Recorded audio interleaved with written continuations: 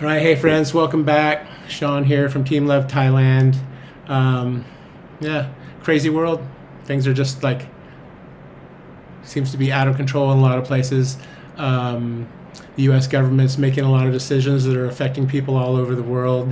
We kind of saw these things coming, so we got out of the U.S. last July, and now we're in Thailand. And if you've been following any of our videos, you'll know that after our last video we did from the Sanctuary of Truth just before Christmas, that was a really cool video, and you can check it out in our playlist there. But yeah, after that last video, we went for Christmas. We went up to Chiang Mai and spent a few days before going up to Pai to celebrate our trifecta, which is our anniversary and my wife's birthday, Tree's birthday. And it's also New Year's. And then a few days after that was our friend Jay's 70th birthday. So we went up there to celebrate with him. I'll be making a video of that pretty soon. But right now, we're going to talk about this. So, when we came back from Chiang Mai, the world, at least for Americans, had just started to unravel. And watching the news since then has been just like watching a train wreck in slow motion. Personally, I try to look at these things from a spiritual point of view. I was given some books many years ago called The Right Use of Will that has really kind of defined my view on looking at the world and trying to make sense of the crazy things that are going on. And so I tend to look at things through a more, spiritual lens than getting caught up in all the details of, what's going on in the news. And I'm a news junkie, but it just gets, as you might know, it gets really overwhelming trying to make sense of it all. I can watch it all, I can absorb it, I can know all these different things that are going on, but really when I try to make sense of it in my own mind and to keep my sanity, I look at it through the lens of denial. And if I can see how people are denying reality and the defenses that they put up around that, it's kind of easy to see what they're doing. You know what I mean? So when things just get too crazy and there's too much to process, I just tend to zoom out. You know what they say, when in doubt, zoom out. So I just do that to keep my sanity. So, I just want to warn you, this is the part where people might get triggered. I made a post the other day on Facebook, and here, I'll just read it to you. It's about denial, and it goes like this. The denial the average American has about the actions the government takes in order for them to have their plastic crap, cheap gas, and lithium batteries is the spiritual malaise that's behind current events.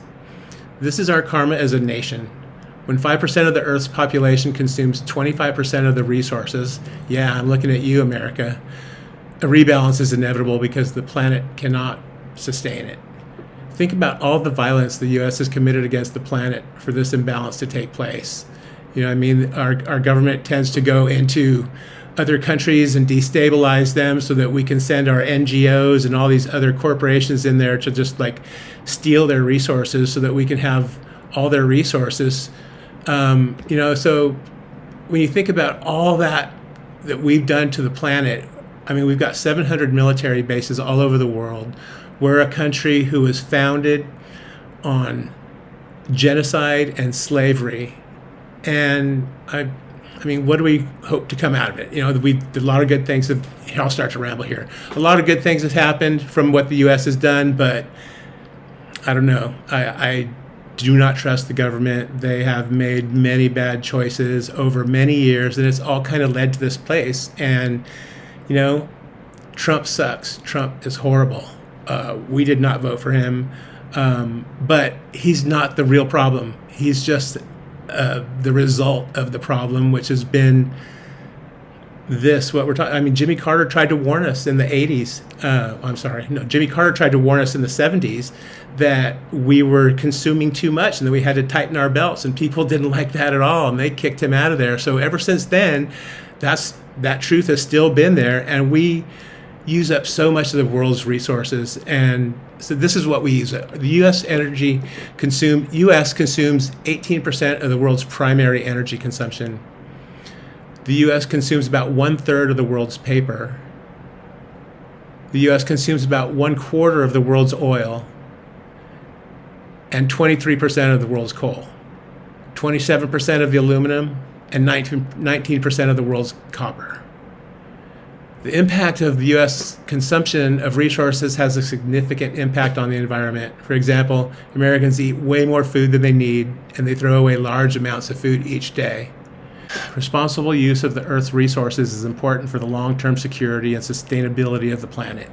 If everyone lived the way Americans do today, it would take 5 Earths to sustain the planet. So, when we look at that, we just use too much stuff. And now we're in this situation, and we have a president has been elected who is trying to make himself the king. He's violating the Constitution. He's sweeping people up off the street, legal residents off the street, and throwing them into prisons in another country. It's just crazy. And so we're in denial. And we have to start taking responsibility for ourselves. And I think what that responsibility is going to end up looking like is, before Trump puts us into a depression, we're going to have to put ourselves into a depression. And I wrote this thing about the boycotts the other day. It says, I don't think the boycotts are enough. People need to stop buying anything but necessities until Trump is removed. And the necessities, besides food, should be bought, used, or from local retailers, or direct from the company if it can't be sourced anywhere else. Even corporations like Safeway. Get the food, but don't buy the knife or the canning jars or the ice chest. You can get those used and probably free on Marketplace. A self-imposed depression is going to be better than one imposed by Trump. I tried to get a flashy image to get your attention, but I found this instead, so I'll read this to you as well. Boycotts are powerful, but one day is not enough. Commit to a year of buying nothing new. Commit to a consumer strike. Hold the line. Once those of us playing get all nice and comfy in our new buy-nothing resistance life, let's start writing that list of demands, babies. Send it to every representative you have and every company you are boycotting. Leave it in their reviews and their comment section. They've already started the class war, and we're already in the trenches.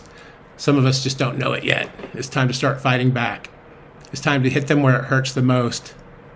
When you commit to buy nothing new, you commit to a life of radical resistance, one that puts people and planet above profits and greed.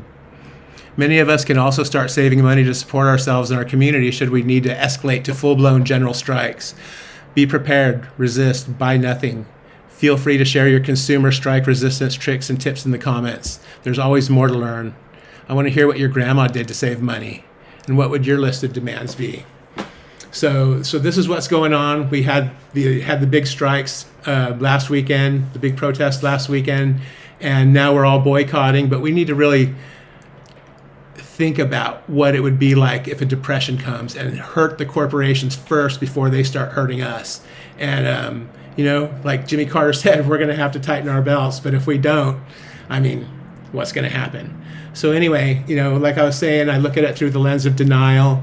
We can see our government, they're so full of denial. But like I said, it's our denial. It's as citizens of the U.S., when we don't look at the damage that we do to the rest of the world that happens through, we talk about government and corporate greed, but what about our personal greed? That we have all these things that are just so convenient, but we don't really pay attention to what happens, to the rest of the world and where these things come from. And so anyway, it's all coming home to roost. It's really sad to see. People are really hurting. Personally, like I said, we moved to Thailand last July. We're on Social Security. That could very easily be taken away from us. We're kind of expecting it. Fortunately, we were able to buy a house back in 2010. We made hash oil in the California market. We grew cannabis, and we bought a house in a beach town in Santa Cruz, California. And after 9 years, we sold that house. And we lived in an RV for 5 years, and we just saw it coming. We didn't think Trump would be elected, but we saw the Project 2025 and those people behind it, and I would just listen to my inner voice, and the inner voice said, get the out. And so we left, and now we're in Thailand. And fortunately, because we bought that house, when they take away our Social Security, my Social Security, we'll still be able to make it for probably 15 years, hopefully.